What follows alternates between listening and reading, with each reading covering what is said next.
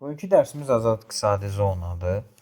Azad iqtisadi zonalar, yəni azad iqtisadi zona ümumiyyətlə necə formalaşıb? Azad iqtisadi zona ümumiyyətlə ölkələr arasında bazar iqtisadiyyatının inkişafı, ölkələr arasında beynəlxalq ticarətin inkişafı, genişlənməsi ümumiyyətlə azad iqtisadi zonanın yaranmasına belə deyək səbəb olmuşdur.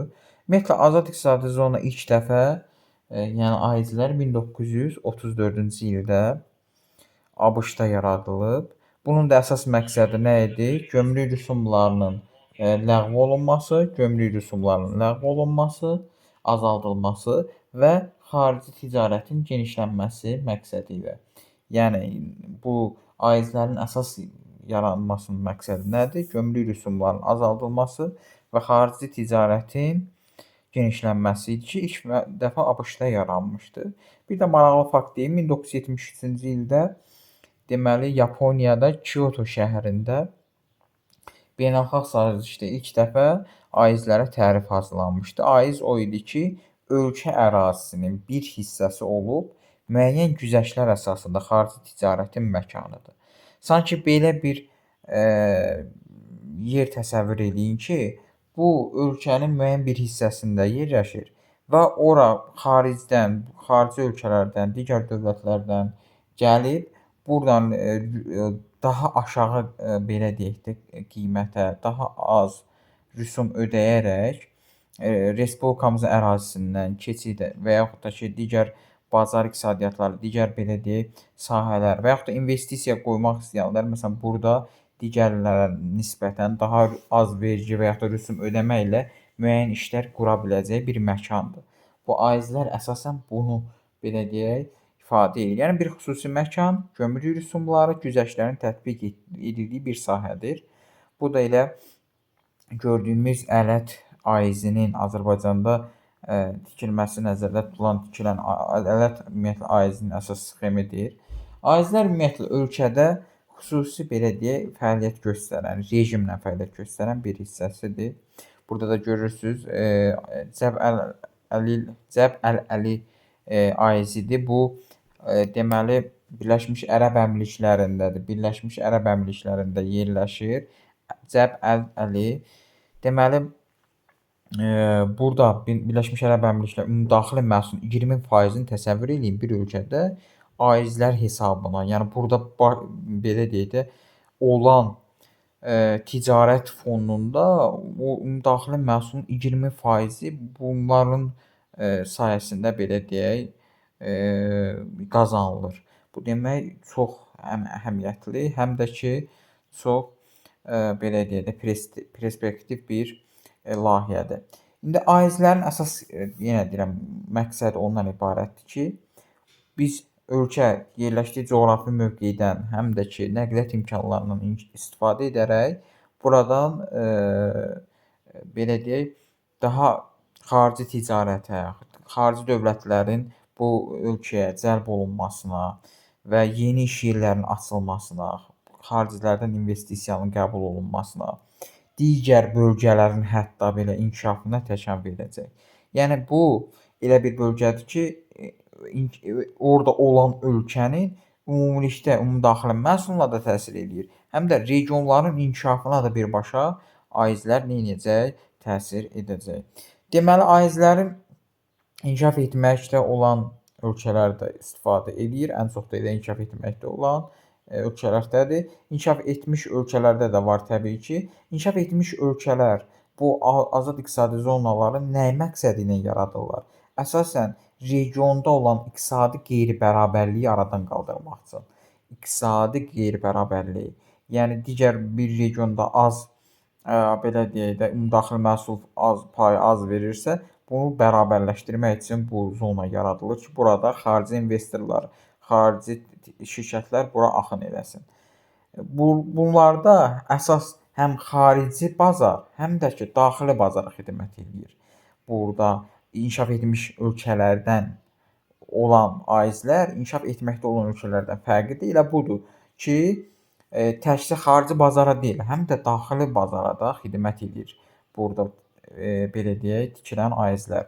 İnkişaf etməkdə olan ölkələrdə isə əsasən ölkəyə xarici investisiya belə deyək də cəlb etmək, yeni texnologiyaların mənimsənilməsinə imkan yaratmaq.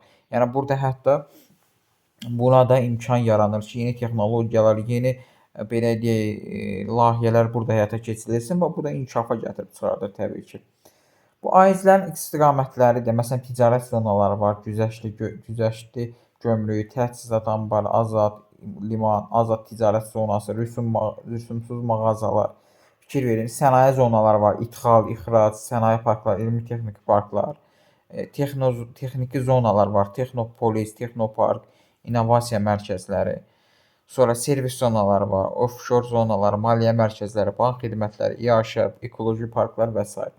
Ümumiyyətlə, aizlərə də, ümumiyyətlə investorlar da dövlət qanunverici tərəfindən hüquqi baxımından onlara zəmanət də verilir ki, yəni burada öz şirkətlərini, öz belə deyək, sahələrini burada sadələşdirə bilərlər, qeydiyyata ala bilərlər, sadə formada burada ticarət əlaqələri qeyd edə bilərlər. Gömrük məntəqələrində əlavə rüsum alınmır, idxal-ixrac əməliyyatları asanlıqla həyata keçirilir bu zonalarda. Və fikir verin, məsələn, ən çox aizlər olan ABŞ var burada, Hindistan var burada, sonra daha çox fikir verin Çindir, sonra burada qeyd edə bilərik Avropa ölkələrindən, məsələn, Çexiyadır, sonra Polşadır, sonra burada olacaq İngiltərə, Fransa, sonra burada Afrika ölkələrindən burada Kenyadır, sonra burada Filippin, Asiya ölkələrindən, Vyetnam, Cənub-Şərqi Asiya ölkələrindən, Hind-Çin yarımadasında yerləşən ölkələrdən, Meksikadır, 109 aizi var. Təsəvvür edin ki, bunlar daha çox vardır. Xüsusi iqtisadi zona Azərbaycan ərazisində də 2009-cu ildə qəbul olunub. Aizlərin zəruri infrastruktur, yol, elektrik, qaz, su təminatı bunlar əsasən nəzərə alınmalı təbii ki, yaradılarkən. Aizlərdə tələb olunan güzəştli gömrük, azad ticarət, vergilərdən azad olunması, investisiyaların genişlənməsi məqsədi ilə hazırlanmışdır. Aizlərdə əsasən Azərbaycanda ələt aizi yaradılması istiqamətində işlər görülür. Gələcəkdə bu zona böyük liman, nəqliyyat qovşaqları, müxtəlif ticarət zonaları kimi fəaliyyət göstərəcək. Bu da aizlərin əsas fikir verin, belə deyək, sxemidir. Burada saxlayıb baxa da bilərsiniz. Burada nələr yerləşir. Sonra aizlərin sayına görə fikir verirsiniz. Avropada ən çox Çexiya, Fransa, Böyük Britaniya, Polşa, sonra Bolqarıstan fərqlənir. Asiyada əsasən Hindistan, sonra Çin, Vyetnam, sonra Meksika, sonra Türkiyədə var, Braziliyada var, sonra Dominikanda var, Latin Amerikası ölkələrində. Burada Asiyada, Rusiyada var idi. Bunu da dedik 24 dənə. Sonra Şimali Amerikada ABŞ, sonra Afrikada Kenya 55, Avstraliya İttifaqında isə 10. Azad iqtisadi zonalarının şərtləri güzəşt əsas yaradılmasında əsas şərt budur ki, güzəştli gömrük, azad ticarət, vergidən azad, investisiyaların genişlənməsinə şərait yaratmaqdır.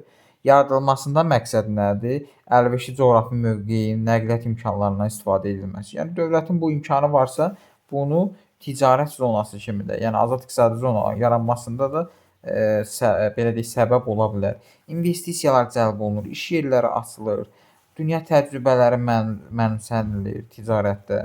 Bundan geridə qalmış bölgələrin inkişafına təkan verilir.